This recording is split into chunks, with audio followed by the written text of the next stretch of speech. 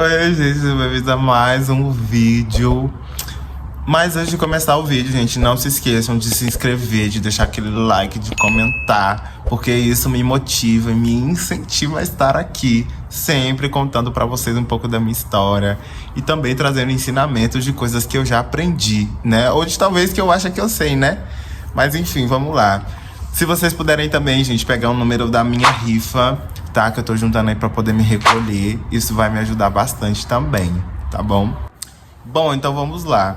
No vídeo de hoje a gente vai falar sobre a vidência dentro do tarô, que é um oráculo, assim como muitos, né?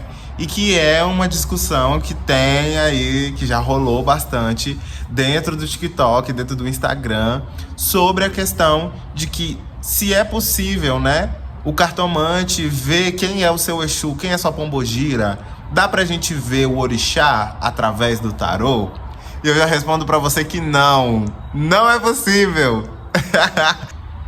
O tarô, como muitas outras ferramentas, ele tá aí como um oráculo que nos conecta a um plano espiritual.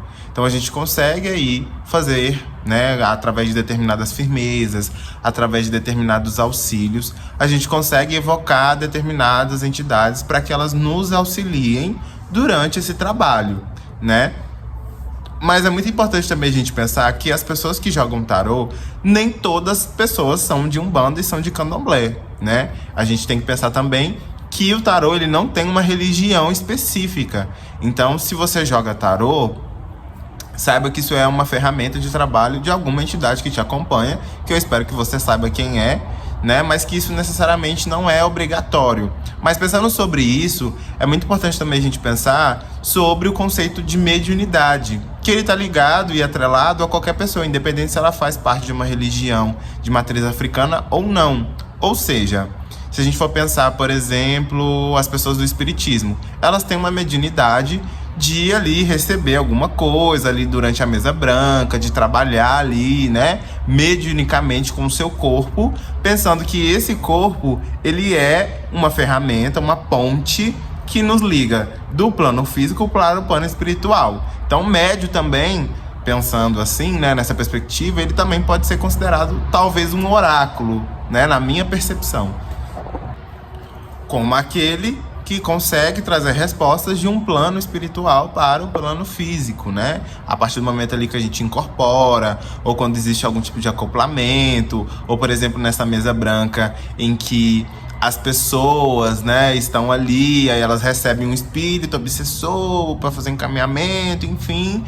Isso também pode ser utilizado como um exemplo de mediunidade, né? Mas a mediunidade também ela está em vários lugares, não é só no espiritismo, não é só na Umbanda, não é só no Candomblé, tá ligado a todo lugar, né? Então todos nós somos médiuns, todos nós conseguimos aí, né, sentir arrepios, conseguimos ter intuição, conseguimos ter pressentimentos. Então quando vem um negócio tipo assim, você tá saindo ali da sua casa e você sente alguma coisa, obviamente, gente, está falando sobre mediunidade. E aí, ao invés de você não ir, você vai e acontece alguma coisa, né? Você deveria ter ouvido alguma coisa na sua cabeça que falou para você não ir, mas você foi, né? Isso é a mediunidade, mas eu acredito muito que seja a mediunidade trabalhada inconscientemente. Isso acontece e você escolhe se você escuta ou não. A diferença, gente, dessas pessoas para as pessoas que são desenvolvidas é que nós passamos por um estudo. A gente vai entender, quem tá falando comigo? É o seu Zé. Sei lá, Maria Padilha tá falando comigo. A única diferença é essa, que a gente tem uma noção do que é, a gente tem um preparo. Gente, se eu sentir ali qualquer espírito querendo acoplar em mim na festa, não vou deixar, né? Porque eu não sei realmente se é a minha entidade, não é o momento, não é o lugar. Diferente de muitas pessoas que são médiums de incorporação, pessoas que não podem beber, que simplesmente alguma coisa pega elas querendo quebrar tudo, brigar com todo mundo, fazer o diabo acontecer, né? Por quê? São pessoas que não entendem o que está acontecendo, né? E é importante a gente pensar também que essas coisas acontecem, gente. Espírito pega esses médiums aí que não quer saber de desenvolver, né? Cada um escolhe o caminho que quer, né? Mas enfim.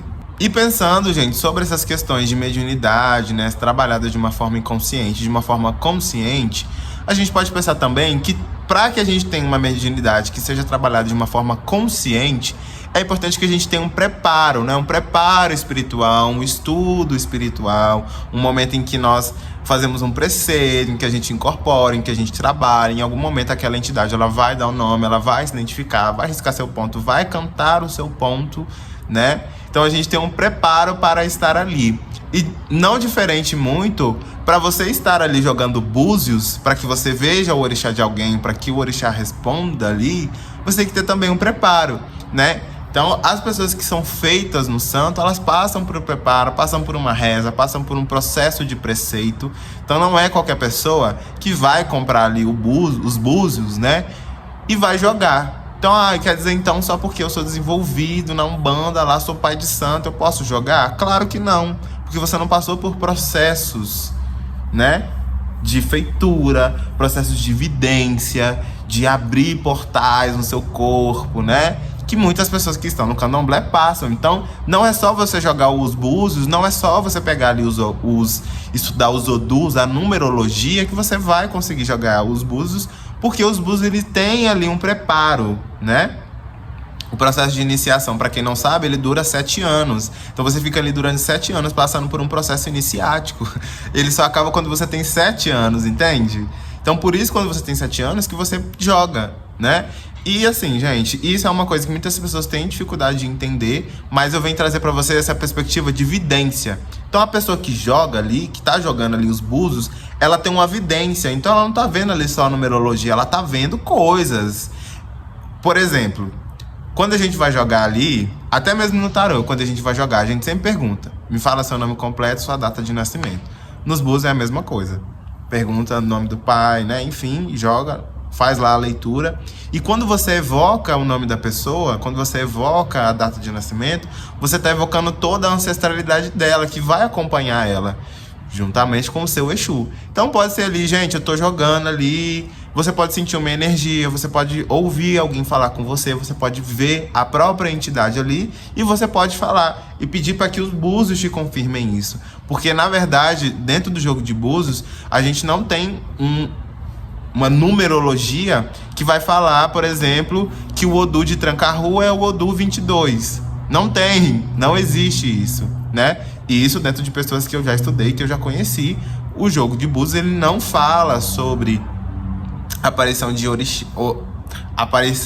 de entidades, nem de catiço, né? O jogo de búzios, ele só responde orixá. E pensando sobre isso, se o jogo de búzios, ele consegue somente enxergar o jogo, gente, tô falando do jogo. Se durante o jogo de búzios você só consegue enxergar as respostas dos orixás, no tarô, gente, não vai ser diferente. O tarô, ele vem através de um trabalho mediúnico entre você com a sua entidade. Aqui já tô falando dentro de um trabalho mediúnico, né, feito de uma forma consciente, que você já conhece a sua entidade, você sabe quem é a entidade que trabalha com você, que responde o seu jogo. É possível, gente, que através de uma vidência você escute, ou que você veja ali, né, alguma entidade.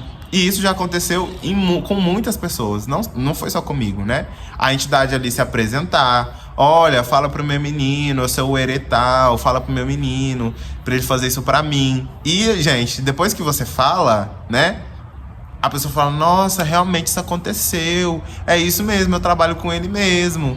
Ou a entidade fala: ó, eu sou fulano tal, eu quero que você fale isso. Isso pode acontecer, porque a gente está trabalhando com uma ancestralidade. Você não vai pegar um jogo de cartas para falar sobre outras pessoas e achar que aquela pessoa não vai estar protegida, porque todo mundo é protegido, né? Então é óbvio que quando você estiver jogando ali, a entidade da pessoa ela vai estar com ela, né? O anjo de guarda dela vai estar com ela enquanto você faz aquela leitura, para ver o que você está fazendo, o que você está lendo aí, o que você está fazendo, né? E isso em muitas outras coisas que a gente faz. Então eu acho que é possível sim você ver o Exu, a entidade daquela pessoa, mas eu não acredito que exista um jogo. Então, tipo assim, a entidade de, sei lá, Marília Mendonça é Maria Padilha. Gente, não tem como isso acontecer. Eu não acho que isso seja possível. O que eu acho que é possível é, durante ali o jogo, a entidade se apresentar. Falar: olha, eu sou fulano tal, eu quero isso, eu preciso que seja feito isso. Às vezes porque a pessoa não tá sabendo conciliar aquelas coisas. Isso pode acontecer. Isso comigo, gente, aconteceu de formas muito raras. Num sentido assim, tava jogando, aí a entidade se apresentou, falou comigo, conversou comigo, e eu trouxe o que a entidade tava falando pra mim. Eu falei, olha, tem uma entidade falando aqui pra mim isso, isso e isso, não sei se pra você faz sentido, mas eu vou trazer pra você. Levei pra pessoa. Se pra ela fez sentido ou não, eu só fiz o meu trabalho como um canal que tá ali trabalhando, entendeu?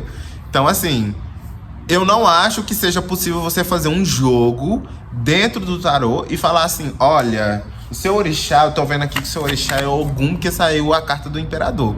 Pra mim não rola, pra mim não é possível e eu não acredito nisso. Por isso que eu acho que não é possível você ver, né? Então, pode acontecer da entidade se mostrar no jogo? Pode sim, tá? Não tem uma carta que representa isso. Isso vai acontecer através de uma evidência, através de uma desenvolvimento espiritual. Tem pessoas que têm esse dom de ver mesmo, de ouvir. Tem pessoas que não têm, né? Isso pode acontecer ou não. Mas não existe um jogo que você vai jogar e vai falar assim, gente, Exu Tranca-Rua é a carta. Não tem. Não tem. E nem no Búzios não tem. Tudo isso acontece através de uma vidência. Vidência. Agora, a gente vai falando de um oráculo de Exu, que é o de 4 búzios, você pergunta, mediunicamente aquilo pra você vai ser mostrado. Ai, ó, nossa, eu tô sentindo energia de Maria Mulambo. É Maria Mulambo? Aí vai falar se sim ou se não, né? Aí já é uma coisa totalmente diferente. Vocês entendem que a gente tá falando de catiço dentro de um jogo de catiço? É muito simples. Só que as pessoas muitas das vezes querem ficar ganhando dinheiro em cima de uma coisa que não faz sentido nenhum. Entendeu? Então assim, é isso, gente. Esse foi mais um vídeo, espero que vocês tenham gostado. E tchau, tchau. Se matem.